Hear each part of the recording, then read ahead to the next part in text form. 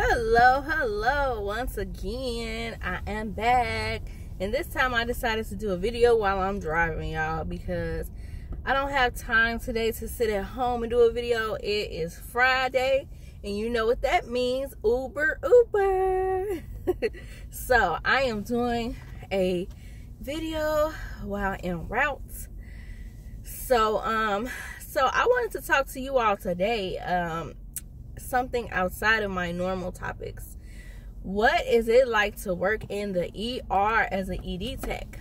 So I worked as an ED tech at a hospital here in Chicago. Actually, it was in Oak Park, but it was like literally across the street, and across the street was Oak Park.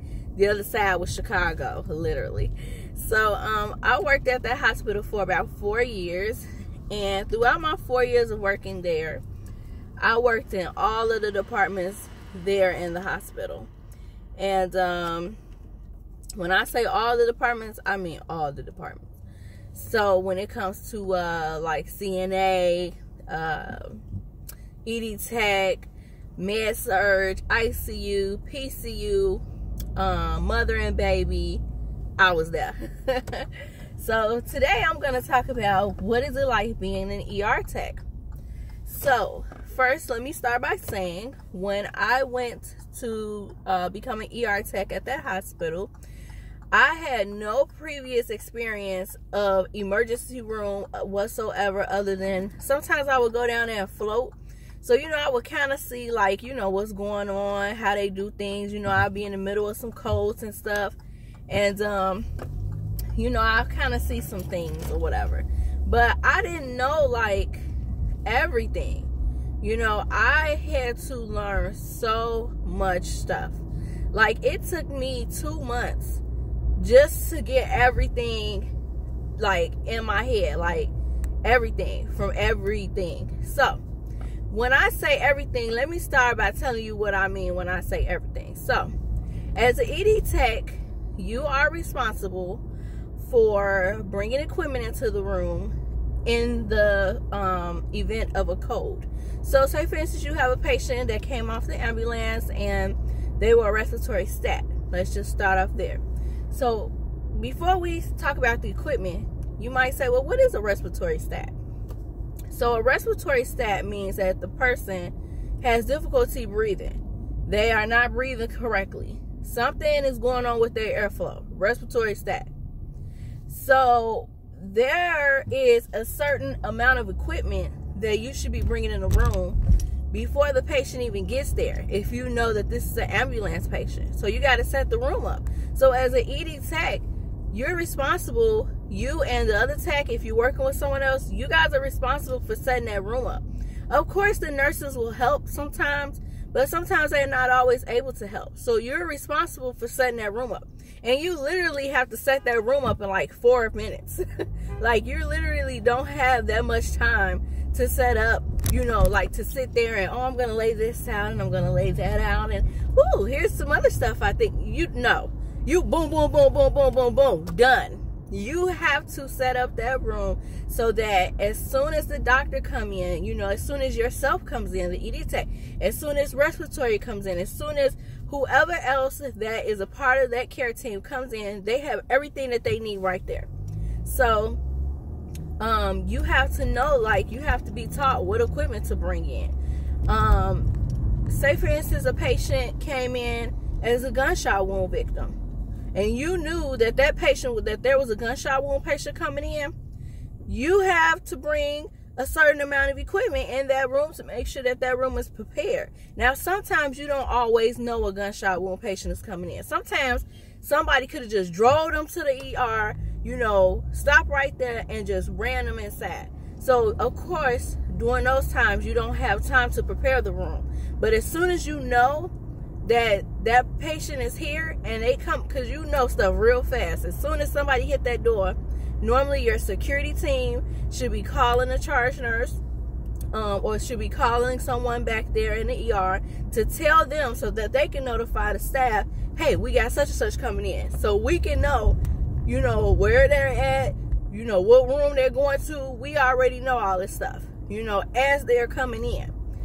So that's a whole nother procedure. Normally when gunshot victim patients come in, it's like a matter of minutes. Like everything, time matters. Time is the most precious thing, you know, because if you don't stop the bleeding, then you have a chance of losing your patient, you know, and that's like something we don't want to do, you know. So you have to make sure immediately you're applying, you're looking for other exit wounds or entry wounds, and you're applying pressure to wherever those areas are. You want to make sure that you stop the bleeding, you know what I'm saying? So towels, lots of gauze, lots of this, lots of that. You just have to, you always, when working in the ED, you always have to be on a like a prepared mode. You can't just be sitting chilling like, let me look and see what's in the newspaper for today. Oh yeah, it's gonna be sunny outside. No, you have to be ready and alert immediately. So you know, that's just not even 50% of what you have to do as being an ED tech.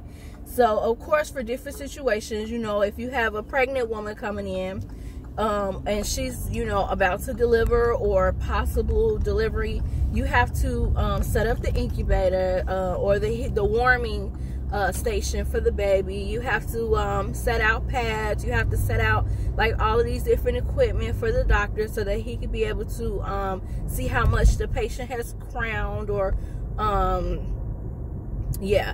And so, you know, then as we are doing all of that, then you have the mother and baby or the gynae, or I can't remember the name for them, but they're coming down, you know, as we're checking all of this so that we can be able to give over reports to them. So you have to prepare that as an ED tech. We have to, at the hospital I worked at, we had to learn how to create casts. So we did like the armor gutter, we did like the dang, it's so many names. It's over like 10 different names. The armor gutter. Yeah, I'm gonna have to go back in my memory because I have so much new information in my mind. I can't remember like all the different names in the cast because I'm in school for MRI. So it's like I don't even remember all the names for the cast. I will have to see them. And then I can say, oh yeah, that's a this. Oh yeah, that's a that. So you have to learn how to make casts with the orthoglass, and like we have to learn how to, I had to learn how to cut them appropriately for the patient's wrist, or whether it was an arm or whether it was a leg or a foot or whatever. I had to learn how to cut the appropriate cast and create the appropriate cast for the patient. That's another kind of like trick under your belt that you will get once you are in the ED. I had to learn the procedures of a spinal tap and what my role was in that. And so my role was pretty much setting up everything, making sure the patient is laying on their side and kind of curled up, you know, and just kind of being that support there for that patient while they get stuck in the back with the needle, you know. So I had to learn that. I had to learn the procedures of when a doctor is doing a central line or yeah, central line. So that's like a whole nother procedure. You know, everything has to be sterile. So you have to learn like all of these procedures and how to do things. You have to learn, what does sterile mean? You know, what am I supposed to do when I'm supposed to make sure everything is sterile? You know, that's another thing that you have to learn as an ED tech. You have to be there assisting the doctor in that type of procedure. When the doctor is doing the chest tube, you are a part of that as well. I was a part of that as well. I had to learn, where do I stand at when a doctor is doing a chest tube. And so basically they're putting a tube inside of the chest cavity so that the fluids from the chest cavity can drain outward, you know, for the I can't think of the name of the container, but it has to be on the floor. It has to be at a certain level underneath the heart or whatnot. So like I had to be a part of that. I was a part of catheterization for Foley's for male and females. Y'all, it's so much when you in the ED. I literally started IVs, and then I discontinued IVs. You know, took them out when it was time for the patient to go. You know, primed the the saline bags. So, you know, in case of like a cold comes in or whatever, you got to have your bags primed, you know, as you go along. You know, I was also the person who, if a patient needed a blood transfusion, I ran down to lab to get the blood, you know, and bring the blood back up so that the patient could get the transfusion.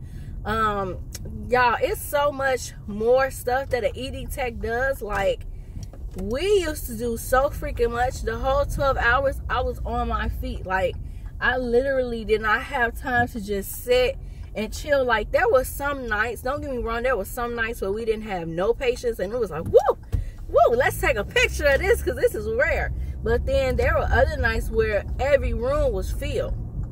You know what I'm saying? For every, like, person who came in, for, like, say for instance, you come in for, I don't know, say for instance, your sugar is low, hypoglycemia or something. We have a certain protocol of what we're supposed to do for that patient. You know, of course, AccuChecks, check the sugar. And then we also need to check your levels, your blood levels. So, you know, we draw blood, you know, and the tubes have it sent up to lab. A lot of times for other patients, I will have to do a troponin, a Chem 8, I can't think of the other test. Troponin, Chem 8. Of course, I did urine analysis or urine pregnancy test.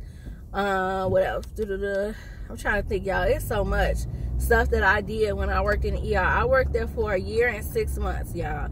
And I love the job because I have so much experience with everything. You know what I'm saying? Even doing like the ankle stirrups, where if a person, you know, have like really bad ankle pain, or maybe they fracture a bone in the ankle, whatever, you know, I had to do the ankle stirrups or the knee immobilizations. You know, I also participated in putting the bone back into the socket. So like a lot of people's dislocated shoulder, they would come in and they, you know, would come in because of course it's painful, your shoulder dislocated. So I would be a part of that process, making sure oxygen levels are monitored, making sure blood pressure is monitored. You know, they would give them an anesthesia, like kind of put you to sleep or whatever, you know, for a certain period of time, but it only lasts for a certain period of time. So you have to hurry up and do things. So I was a part of that, you know,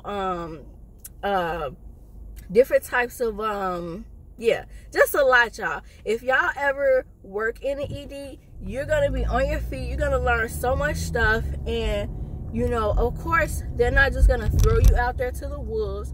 You know, you're gonna be properly trained before you go out there and, you know, start doing things. You know, a lot of times patients be like, oh, you my nurse? Because I was always in there with the patient, you know, because I knew what was going on with the patient. I knew what they needed. You know, I knew, okay, I need to come back at this period of time because I need a urine sample. I know that I need to come back at this time and redraw the blood. I know that I need to come back at this time and recheck the sugar. I know I need to come back at this time, you know, and check the oxygen because of X, Y, and Z. I knew that I needed to come back at this time to get the belongings. You know, maybe we had a psych patient. You know, we used to have a lot of psych patients. You know, I was in charge sometimes of being a sitter for that psych patient until they found placement. You know, suicidal patients, I was in charge of sitting with that patient, you know, and being like a one-on-one sitter, you know, for that patient. Like, y'all, it's so much being an ED.